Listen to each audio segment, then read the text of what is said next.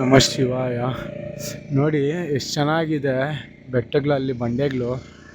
ಇದು ಮಾನವ ನಿರ್ಮಿತನ ಪ್ರಕೃತಿ ತಾನಷ್ಟಕ್ಕೆ ತಾನೇ ನಿರ್ಮಿಸಿಕೊಂಡಿರೋದ ಗೊತ್ತಿಲ್ಲ.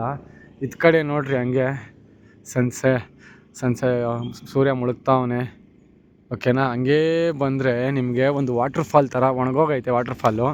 ಇದು ಐ ಥಿಂಕ್ ಇದು ವಾಟರ್ ಫಾಲೇ ಅನ್ಕೊತೀನಿ. ನೋಡ್ರಿ ಅದು ವಾಟರ್ ಫಾಲೇ.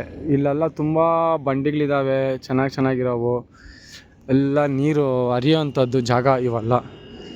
ನಾನು ಆಲಂಪುರಂ ಬಿಟ್ಟು ಕದ್ರಿಯಿಂದ ಪುಳಿಯಮಂದಲ ಕಡೆಗೆ ಹೋಗ್ತಾ ಇದ್ದೀನಿ. ಒಂದು 20-25 ಕಿಲೋಮೀಟ್ರ್ ಇದೇ ಬೆಟ್ಟಗಳೇ ಇರೋದು. ಫುಲ್ಲು ವಾಟರ್ ಫಾಲೇ ಅನ್ಕೊತೀನಿ. ನೋಡ್ರಿ ಹಂಗೆ ನೋಡಿಸ್ತೀನಿ, ಕಾಣಿಸ್ತಾ? ಇವೆಲ್ಲ ವಾಟರ್ ಫಾಲ್ಸ್ ಅನ್ಕೊತೀನಿ.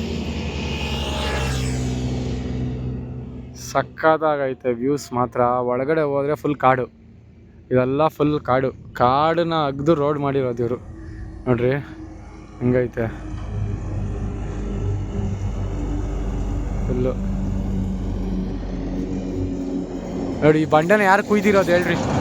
ಆ ಬಂಡೆನ ಯಾರು ಕುಯ್ದಿರೋದು? ಮನುಷ್ಯ ಕುಯ್ದಿರೋದಾ? ಓಂ ನಮಃ ಶಿವಾಯ.